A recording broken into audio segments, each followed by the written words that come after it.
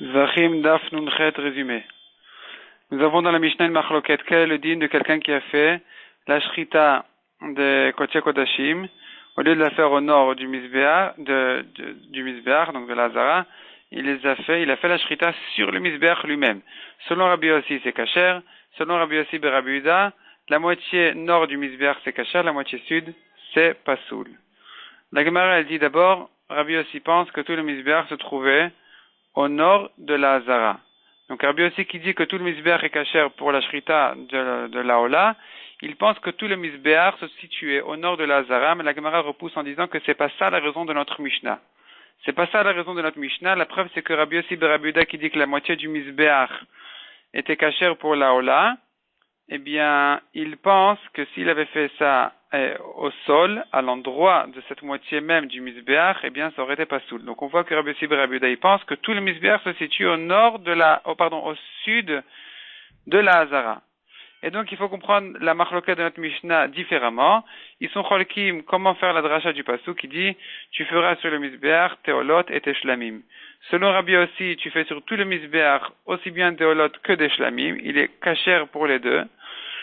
Et donc Rabbi Yossi, par ailleurs, il pense que tout le Mizbeach était au nord, mais de toute façon, le Mizbeach est kasher pour les deux. Rabbi Yossi ben Rabbi Yehuda qui pense, donc comme on l'a vu par ailleurs, que tout le Mizbeach se situe au sud, la Torah a quand même dit que la moitié du Mizbeach est kasher, puisqu'il faut comprendre le pasuk de telle manière, tu feras sur le Mizbeach, Teolot ou Teshlamim, ça veut dire soit que Teolot, c'est-à-dire soit il est kasher pour les Olot, donc la moitié nord, elle est réservée aux Olot, et la moitié sud n'est réservée que aux Shlamim. Bon, effectivement, on pourrait faire aussi les Shlamim du côté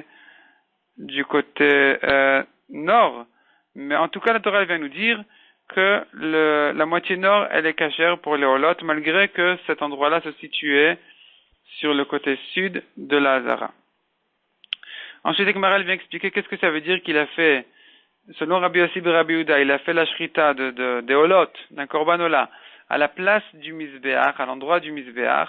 Donc de quoi il s'agit, d'un endroit souterrain, de quoi il s'agit, c'est pas possible de comprendre comme ça. La Gemara explique finalement, il s'agit d'un cas où il a fait le Mizbeach plus petit, et donc il a libéré un peu de place du côté nord du Mizbeach, et là-bas il a fait la shrita de Seolot, et c'est sur ça qu'on a dit que Rabbi Yossi et Rabbi Yehuda pensent que c'est pas soul, parce que ça se trouve au sud de la Hazara. Ensuite, la Gemara, elle cherche une preuve dans les Mishnayot où on voit, comme Rabbi Yochanan, qui a dit que selon Rabbi Yossi, le Mizbeach se situait totalement, tout le Mizbeach, les 32 hameaux du Mizbeach se trouvaient au nord de la Hazara. Et la Gemara, elle essaye de faire le calcul suivant, qui se baserait sur une Mishnah dans Tamid, qui dit que le feu d'Ektoret, donc en fait, c'est-à-dire le feu qui se trouvait sur le Mizbeach Achitzon, donc le Mizbeach de la Hazara, on faisait là-bas un feu pour retirer des braises de ce feu-là et les rentrer au Echal sur le Mizbeach Aktoret pour brûler l'Ektoret. Donc ce feu-là se trouvait dans le coin en général, c'est-à-dire en gros ça se trouvait dans le coin sud-ouest, ouest parce que ça devait être proche du Echal, et sud à 4 hameaux du sud du Mizbeach. Et pourquoi à 4 hameaux du sud du Mizbeach? La Gemara elle ramène au passage un siman de Rabbi Yossi qui dit toute chose qui sort de l'intérieur à l'extérieur pour être faite à l'extérieur, ça doit être fait totalement à l'ouest du Mizbeach. Et la Gemara elle explique ça qu'il s'agit non pas des shiraim, des restes des sangs qui sont faits à l'intérieur, parce que ça c'est un pasuk meforach, c'est pas Rabbi Yossi qui nous l'apprend, mais ça vient nous apprendre la levona des lechem apanim qui doit être faite à cet endroit-là. Donc ça sort de l'intérieur du lechem apanim et c'est brûlé sur le mizbeach extérieur. Et de même, toute chose qui sort de l'extérieur pour entrer à l'intérieur, ça doit être fait aussi à l'extérieur, donc à l'endroit à l'ouest, totalement à l'ouest. Et il s'agit ici non pas des braises de Yom Kippour, pour l'Ektoret de Yom Kippour, parce que c'est aussi un pasuk meforach, mais il s'agit des braises qui nous servent à l'Oktoret de tous les jours. Donc, en tout cas, Rabbi Yossi, c'est lui qui a donné ce siman-là, et donc, a priori, c'est lui qui aurait dit la Mishnah de Tamid que ce feu-là est fait à 4 hameaux du sud du Mizbeach, Et pourquoi à 4 amot du sud du Misbéach? La Gemara elle fait tout un long calcul qui nous ramène à dire que le Misbéach se trouvait donc au nord de la Hazara.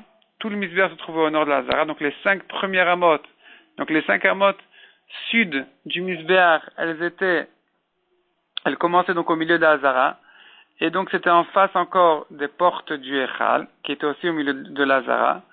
Et puisque les portes étaient ouvertes 5 amot du côté nord et 5 amot du côté sud, donc on n'a que 5 amot ici pour que ce soit considéré encore en face des portes de la Hazara, de l'entrée du Echal. Donc on n'a que 5 amot sur le Misbéach qui se trouve en face de l'entrée du Echal. Or les 4 premières amot, c'est impossible de faire là-bas le feu en question, parce qu'elles servent une ama au Yesod, une ama au Sovev, une ama au Kranot et une ama au Kohanim. Et donc c'est pour ça que le feu là, ce feu en question, il ne lui reste plus qu'une dernière ama qui se trouverait en face encore de l'entrée du Echal. Et donc on voit vraiment une preuve que Rabbi Yossi pense que le Misbéach se trouvait au nord. Si le Misbéach ne se trouvait pas au nord, c'était pas la peine on comprendrait pas pourquoi est-ce que il fallait pousser le feu de 4 amot. La Gemara repousse cette preuve en disant que ce Tana-là peut penser comme Rabbi Yehuda qui a dit par ailleurs Meforach que le Misbéach se situe au milieu d'Azara. Et pourquoi à 4 amot du sud? Le calcul est le suivant. On considère d'abord que le Oulam a la même Kedusha que le Echal, donc il suffit que ce soit en face des portes du Oulam. Donc si les portes du Oulam se trouvaient en fait au milieu de la Hazara, 10 amot du côté nord et 10 amot du côté sud. Donc si le Misbéach se trouvait aussi au milieu de la Hazara, qui faisait donc 16 amot côté nord, 16 amot côté sud. Donc si maintenant on voit le côté sud, du côté sud nous avons 16 amot du Misbéach, dont 10 qui sont en face des portes du Oulam. Il en reste 6, 2 c'est la Amaïsa de Amasovev, et encore 4 qu'il fallait donc pousser du côté sud pour en arriver en face des portes du Oulam.